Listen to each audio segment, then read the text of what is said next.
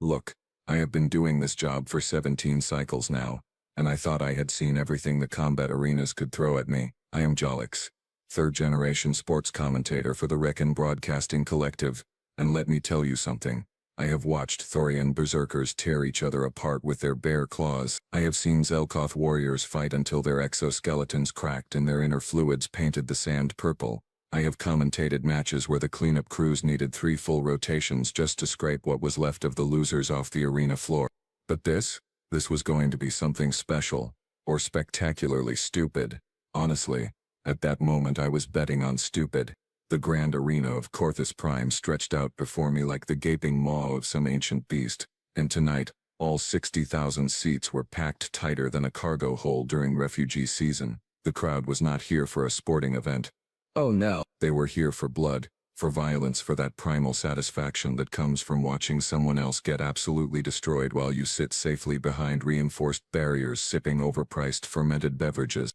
The arena floor itself was a circular expanse of crimson sand, 200 meters across, imported at ridiculous expense from the death world of Sarkala. Why crimson sand, you ask? Because regular sand shows blood too easily, apparently. The architects wanted the crowd to really have to look for those delightful splatter patterns. Thoughtful, right? Above the arena, holographic displays the size of spacecraft flickered and pulsed with advertisements, betting odds, and slow-motion replays of previous matches. The air thrummed with the bass-heavy music that the younger species seemed to love, all percussion and synthetic screeching that made my secondary hearing membranes ache. My broadcast booth hung suspended 50 meters above the killing floor, giving me a perfect view of everything. The technical team scurried around behind me, checking camera drones and audio feeds, while I reviewed my notes on tonight's main event, and what an event it was supposed to be. Ladies, gentlemen, and honored beings of all recognized genders and species classifications, I began, my voice amplified across every speaker in the arena. Welcome to Championship Night at the Grand Arena of Corthus Prime. The crowd roared. 60,000 voices, representing at least 40 different species, all united in their desire to watch something die tonight. It was almost beautiful in its simplicity. Really, tonight we have a very special match for you. Our reigning champion, the unstoppable, the undefeated, the absolutely terrifying Kravik the Destroyer. The entrance gates on the eastern side exploded outward in a shower of pyrotechnic fire. And there he was.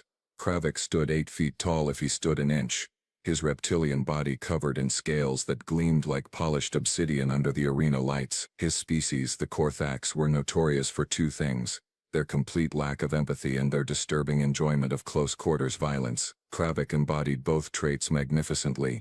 He stalked into the arena like he owned it, because frankly he did. Those massive arms ended in clawed hands that had personally ended 43 lives in this very arena. His tail, thick as a support beam, dragged behind him, leaving a groove in the sand. When he opened his mouth to roar at the crowd, I counted 72 teeth, each one serrated and stained with the memory of previous victims. The crowd went absolutely insane. They loved him. They loved the spectacle of him. They loved knowing that whoever faced him tonight was probably going to leave in multiple containers. 43 victories, I continued, playing to the audience's bloodlust. 43 opponents have entered this arena against Kravik. 43 opponents have, well, let us just say they did not walk out. 14 species represented, 3 former champions destroyed, and tonight, Kravik faces his 44th challenge. The betting boards lit up across the arena. Kravik's odds sat at 1 to 23. Not great for the gamblers, but that was what happened when you had a champion this dominant. Nobody was betting against him. Nobody with any functioning brain tissue. Anyway, and now, the challenger. I tried to inject some dramatic tension into my voice, but honestly, I was already reading the prepared obituary notes the production team had loaded into my system. From the recently contacted species known as humanity, representing the planet Earth, Maya Torres. The western gates opened, and I swear on my ancestral egg clutch, the crowd went silent for exactly 2.3 seconds before erupting into laughter. She was tiny. Absolutely tiny. Maybe 5.5 feet tall, which put her a full 2.5 feet shorter than Kravik. She wore simple combat attire, nothing fancy, just dark flexible material that looked like it might stop a blade if you were very lucky and your opponent was very weak. Her skin was that peculiar brown shade that some humans had, and her black hair was pulled back into a practical bun. No armor, no visible weapons, No ceremonial war paint or intimidation displays. She just walked calmly toward the center of the arena like she was going to a business appointment. "Oh, this is rich," I said, not bothering to hide my amusement. "Ladies and gentlemen, I am looking at the official measurements here, and our human challenger weighs in at 142 pounds. That is, for context, approximately 68% of what I had for lunch yesterday." More laughter from the crowd. Even some of the other human spectators scattered throughout the stands looked uncomfortable. One of them, a male human in the front row, had his face in his hands. The betting boards went completely insane. Odds against Maya Torres shot up to 500 to 1. Some brave or foolish souls started putting money on her anyway. Not because they thought she would win, mind you, but because if by some astronomical miracle she did win, they would retire wealthy. Kravik looked at her and laughed. It was a horrible sound, like grinding metal mixed with a dying animal's scream. He spread his arms wide, displaying his full wingspan, a classic intimidation gesture, his claws extended fully, each one gleaming and sharp enough to slice through steel plating.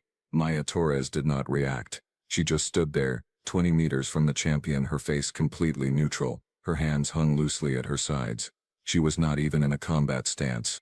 "I have to be honest with you folks," I said, trying to maintain my professional composure. "In all my years commentating, I have never seen such a mismatch. I am genuinely concerned we are about to witness something that might actually qualify as a war crime under 3 different galactic conventions." The crowd loved it. They were here for blood, and blood they would get. Just, probably human blood, which apparently was red. How quaint. The referee, a mechanical drone that could not be bribed or intimidated, floated to the center of the arena. Its synthesized voice echoed across the sand. "Combatants, this is a standard challenge match. Victory by death, surrender, or incapacitation. Medical teams are standing by. Protective barriers are active. May the strongest survive." Kravik roared again, slamming his tail against the sand hard enough to create a small crater. Maya Torres said nothing. Did nothing. Just stood there with those dark eyes fixed on the champion, her breathing steady and slow. The drone's voice counted down. 3, 2, 1, begin. And that was when I realized something was very, very wrong with my understanding of humans. Kravik did not waste time with subtlety. Why would he? He outweighed his opponent by at least 300 pounds, had natural weapons that could shred reinforced hull plating, and possessed a kill record that spoke for itself. He charged forward like a freight transport with anger management issues, his claws extended, his jaws open wide enough to bite a human torso clean in half. The crowd screamed their approval. This was what they paid for. This was the moment where the absurd delusion of human competitiveness would meet cold, violent reality. I leaned forward in my booth, already preparing my commentary for the inevitable. And Kravik moves in for the kill, folks. This should be over in approximately 3.5 seconds based on his average engagement time with smaller opponents. And honestly, I'm impressed the human is not running. Though I suppose there is nowhere to run in an arena, so perhaps she is simply accepting her fate with, "Oh wait, what? She moved." No, that is not accurate. She did not move. Move implies a visible transition from one position to another. What Maya Torres did was somehow occupy a different space than she had been occupying a fraction of a second earlier. Kravik's claws swept through the air where her head had been, missing by perhaps 2 inches, and she was simply standing 3 feet to the left, her expression unchanged, her breathing still steady. "Lucky dodge," I announced, recovering my professional composure. "The human gets a brief reprieve, but let us be realistic here, folks. You cannot dodge forever." Kravik has fought opponents who were faster, stronger, and significantly more durable than this little human, and they all ended up as organic confetti. It is only a matter of time. Kravik spun with surprising speed for something his size, his tail whipping around at knee height. It was a classic move, one I had seen him use to shatter leg bones and leave opponents crawling helplessly while he finished them off at his leisure. The tail moved fast enough to create a small sonic boom, kicking up a wave of crimson sand. Maya Torres stepped over it, just lifted her foot, let the tail pass beneath and set it back down. The crowd's cheering became confused. A few people actually stopped shouting to watch more carefully. Another dodge, and I will admit, folks, this human has better reflexes than I initially gave her credit for, I said, checking my sensors to make sure they were functioning properly. They were. But reflexes alone do not win fights. You need strength. You need aggression. You need the will to hurt your opponent before they hurt you. And I am sorry, But looking at this human standing there like she is waiting for a transit shuttle, I am just not seeing the killer instinct. Kravik was getting annoyed now. I could tell by the way his crest had fully extended and his scales had darkened to an even deeper black. He feinted left, then lunged right, his claws aimed at her midsection in a disemboweling strike that had killed 18 previous opponents. Maya Torres leaned backward, just slightly, and those claws passed so close to her abdomen that they actually cut through her shirt, but not her skin, not even close to her skin. She still had not struck back, not once. She just stood there, evading, her face showing about as much emotion as a service drone. Okay, this is getting weird, I admitted, and I heard a few chuckles from the crowd. The human is dodging. Yes, but she is not attacking, not even trying to attack. Is this some kind of human cultural thing? Do they have religious prohibitions against offensive violence? Because if so, I have some bad news about what happens to people who only play defense in a combat arena. Kravik roared in frustration and unleashed a combination attack that I had seen him use to finish off a Thorian warrior 3 months ago. Claw/high, claw/low, tail sweep, bite attack and finishing with a double-handed slam. 5 attacks in 2 seconds. Pure overwhelming offense. Maya Torres avoided all 5 without breaking eye contact with him. The crowd had gone noticeably quieter now. This was not what they had paid to see. They wanted blood, wanted a quick, brutal finish, wanted to watch the tiny human learn why you do not step into an arena with a champion who has 43 kills to his name. Instead, they were watching something that was starting to look less like a fight and more like a very one-sided training exercise. I am checking the official rules right now, I said, letting my sarcasm flow freely, because I am fairly certain you actually have to hit your opponent at some point to win a match. The human seems to be under the impression that this is some kind of elaborate dodging exhibition. Newsflash, Maya Torres, the point is to hurt him, not to dance around him like a particularly evasive insect. More attacks from Kravik, more impossible evasions from Maya. She moved with absolute minimal effort, never wasting motion, never showing off, just simple, efficient, physics-defying movements that took her exactly where she needed to be to not get hit. I noticed something odd about her eyes. They were not focused on Kravik's claws or his teeth or even his center mass. They were locked on his eyes, unblinking with an intensity that was starting to make me uncomfortable even from 50 meters away in a protected booth. Kravik noticed it too. I could see it in the way his attacks were becoming less precise, more wild. He was not just frustrated anymore. He was starting to look rattled. This human, this tiny fragile creature that should have been dead 15 times by now, was staring him down like she was the predator and he was the prey. The betting boards flickered. Maya's odds improved slightly. 500 to 1 became 470 to 1. Not a huge change, but enough to show that some people in the crowd were starting to wonder if they had misjudged something fundamental here. "Come on, Kravik," someone shouted from the stands. "Just hit her already." "Kill the human," another voice added. "What are you waiting for?" The crowd was getting angry now.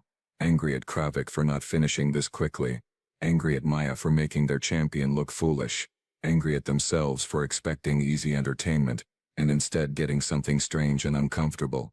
Kravik backed up 3 steps, his chest heaving with exertion. He had been attacking non-stop for almost 2 full minutes, and had not landed a single blow. His scales were slick with sweat. His claws had sand and dust caked on them from striking the arena floor when he missed. Maya Torres had not broken a sweat. Her breathing had not changed. Her expression had not shifted even slightly. She had not spoken a single word since entering the arena.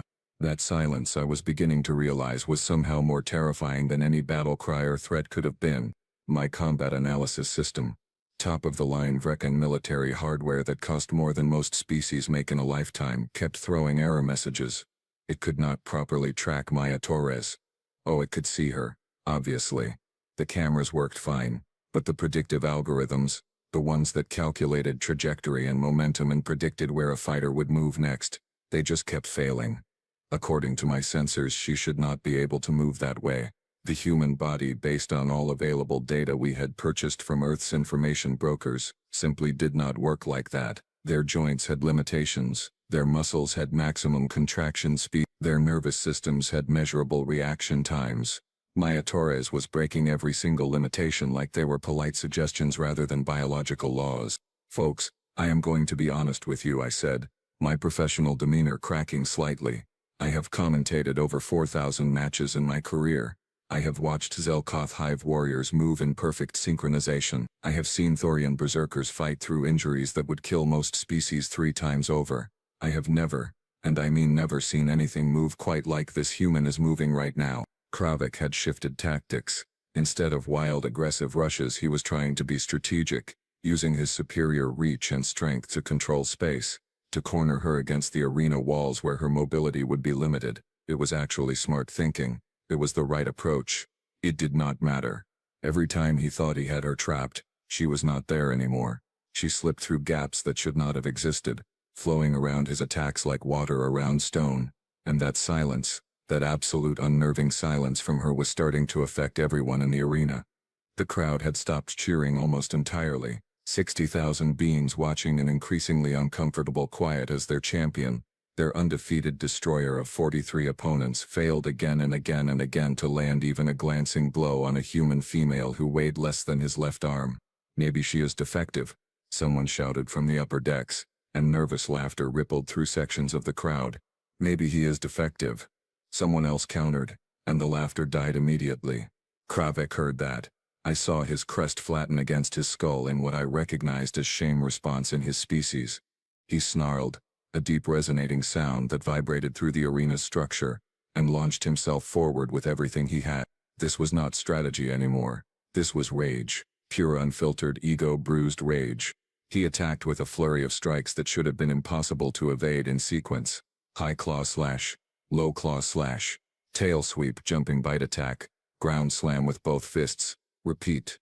Repeat again. Faster each time. His scales were darkening to pitch black now, a sign that his species' combat hormones had flooded his system. He was operating on pure predatory instinct.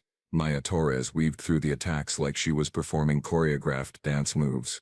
Duck, sidestep, lean, pivot, step back, step forward. Her movements were so smooth they almost looked casual. She never stumbled, never looked off balance, never showed even a hint of strain, and she still had not attacked him. Not once, not even a counterstrike or a defensive push, just evasion. Perfect, maddening, impossible evasion. This is psychological warfare, I said suddenly, the realization hitting me like a cargo container. The human is not trying to beat Kravik, she is trying to break him. She wants him to exhaust himself, to make mistakes, to lose his tactical edge.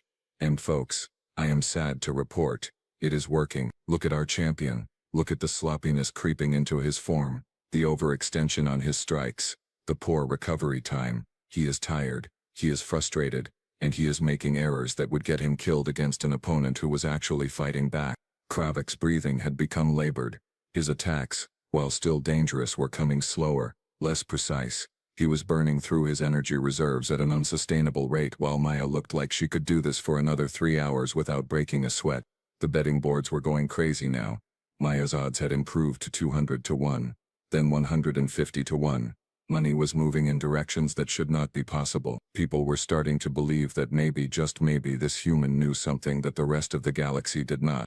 I am pulling up human combat records from the information databases, I said, frantically searching through my system. Let me see here. Humans have apparently been fighting each other for their entire recorded history. Multiple martial arts systems, boxing, wrestling, something called jiu-jitsu, another thing called Muay Thai. Oh, this is interesting. Humans have a concept called going the distance. It means surviving against a stronger opponent through superior endurance and technique. They have entire fighting philosophies built around the idea that the bigger, stronger opponent can be defeated by simply not being where their attacks land. I paused, watching Maya avoid another combination attack that should have killed her twice. I think, and I cannot believe I am saying this, but I think we might have severely underestimated what humans are capable of in combat situations. The crowd's mood had shifted from bloodthirsty excitement to something darker. Anger, resentment. They did not want to watch their champion get humiliated. They wanted violence, yes, but violence where the natural order was maintained. Big scary champion kills small weak challenger. That was the script. That was how it was supposed to go. This human was rewriting the script in real time, and nobody liked it. Hit her! Someone screamed. Do something, you useless reptile, another voice added. Kravik was beyond hearing them now. He had entered a state I had only seen a handful of times before in the arena, a berserker fugue where conscious thought shut down and pure animal aggression took over. His attacks became completely wild, all power and no precision, his claws ripping through empty air, his tail creating craters in the sand, his roars echoing off the arena walls. Maya Torres dodged every single attack, her expression never changing, her silence never breaking. And then I saw something in Kravik's eyes that made my secondary heart skip a beat. It was not rage anymore. It was not frustration. It was fear, raw, primal, prey animal fear. Because somewhere in his hormone-flooded brain, a terrible truth was forcing its way through. He could not touch her. He would never touch her. She was letting him tire himself out, letting him waste his energy, letting him make a fool of himself in front of 60,000 spectators. And when he was exhausted, when he had nothing left, then and only then would she do whatever she had come here to do. Maya Torres was not the prey in this situation. She had never been the prey. The silence from her was not fear or submission. It was the silence of an apex predator that did not need to posture or threaten because it knew with absolute certainty that it was superior to everything around it. Kravik stumbled, his left leg nearly giving out from exhaustion. His breathing came in ragged gasps, his scales had faded to a pale gray, a sign of extreme physical stress in his species. Maya Torres stood 10 feet away from him, still completely fresh, still utterly silent, still watching him with those dark, unblinking eyes. The crowd had gone deathly quiet, 60,000 beings holding their collective breath waiting for whatever was about to happen next. And I realized with a cold certainty that made my manipulator tentacles go numb, that I was about to witness something that would fundamentally change how the galaxy viewed humanity. "Ladies and gentlemen," I whispered into my microphone, my voice barely audible, "I think we have made a terrible mistake." Kravik pulled himself together for one final assault. I could see it building in the way his muscles tensed, the way his claws dug into the sand, the way his entire body coiled like a spring compressed past its safety limit. This was going to be everything he had left. His signature move, the same attack that had killed his last 12 opponents in a single strike. He roared. And this time it was different. This was not a roar of rage or frustration. This was the sound of a creature that knew it was about to die if it did not win in the next 10 seconds. A cornered animal's last desperate gamble. "Here it comes, folks," I said, my voice tense. The Devastator combination. Kravik launches himself into the air, builds momentum with his tail, and comes down with both claws extended in a strike that generates enough force to crack reinforced concrete. I have seen this move cut opponents completely in half. If it connects, this match is over instantly. Kravik launched himself upward with a powerful thrust of his legs and tail, 8 feet of scaled muscle and weaponized biology sailing through the air, both clawed hands extended, mouth open, every bit of his remaining strength focused into a single descending strike aimed at where Maya Torres stood. She did not move. For the first time since the match began, she held her ground. The crowd gasped. Finally, she was going to get hit. The natural order would be restored.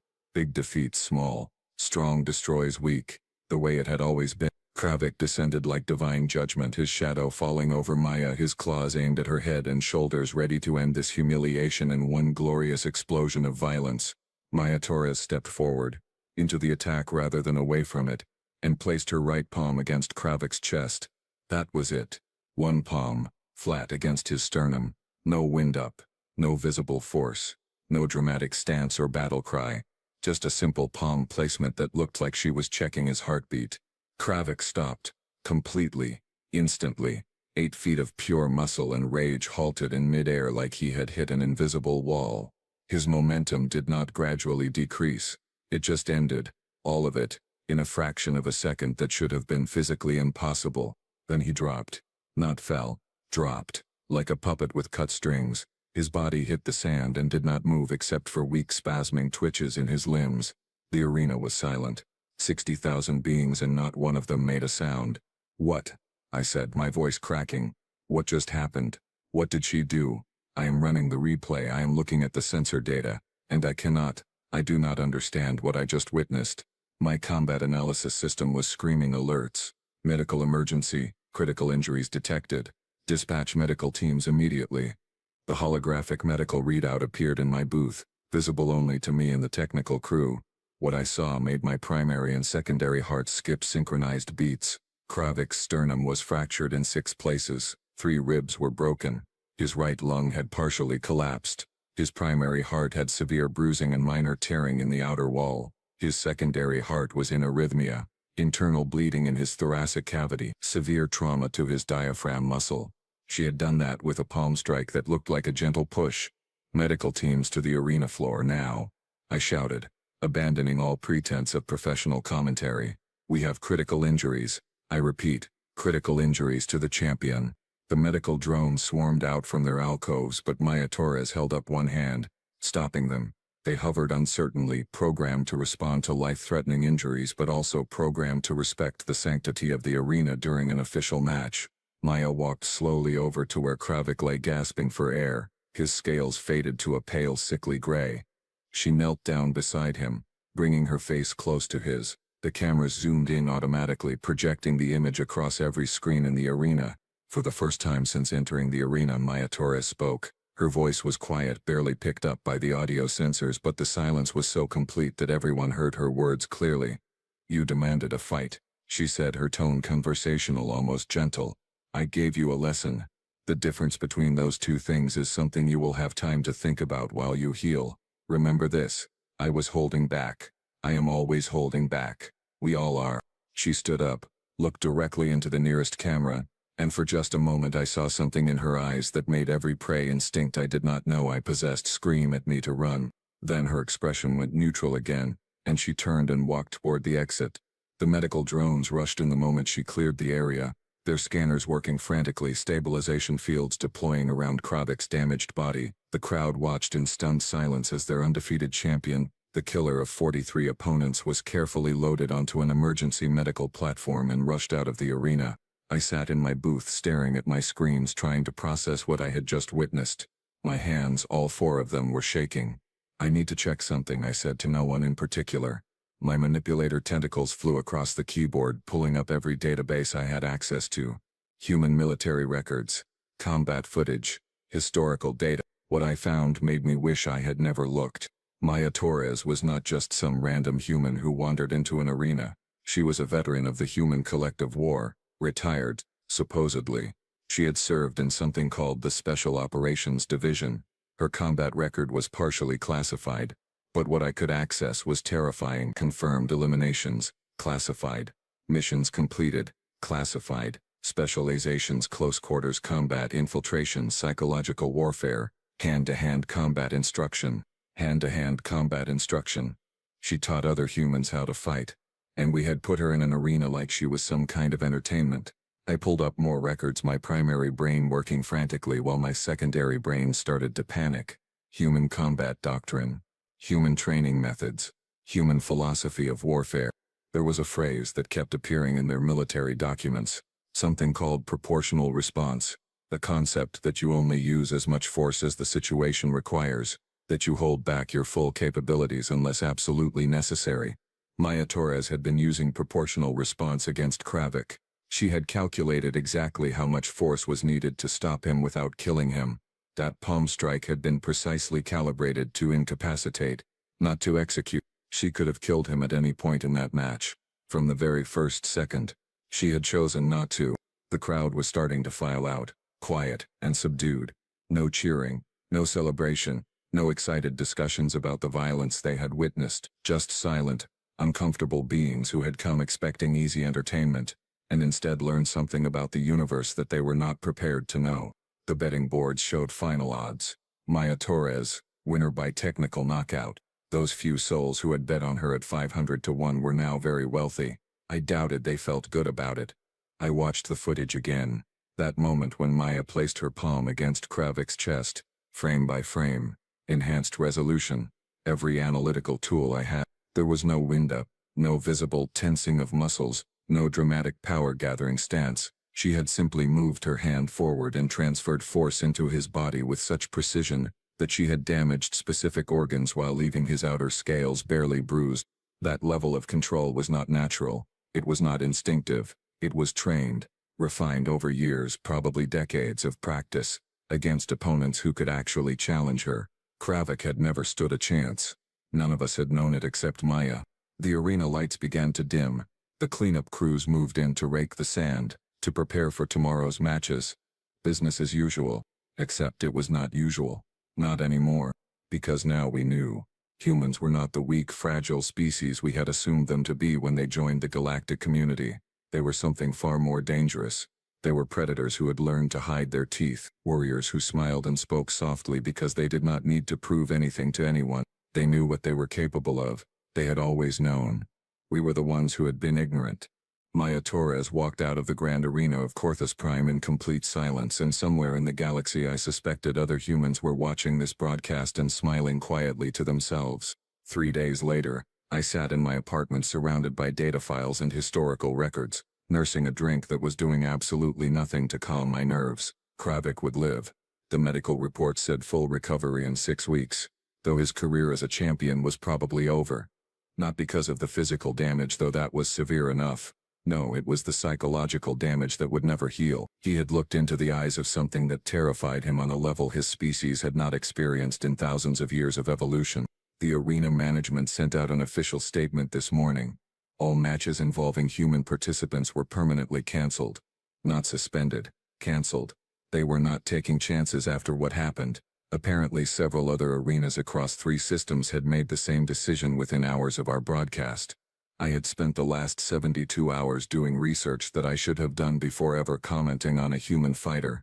The Battle of Proxima Station, the Siege of Arcturus 7, the liberation of the Telvanni colonies, every single conflict where humans had been involved. The casualty ratios were horrifying, not for the humans, for everyone else. They had a saying in their military, something I found buried in a historical document: walk softly and carry a big stick. It meant projecting peace while maintaining overwhelming capability for violence. They had been doing that with the entire galaxy since first contact. Maya Torres had given us a demonstration of that philosophy. She walked softly into our arena.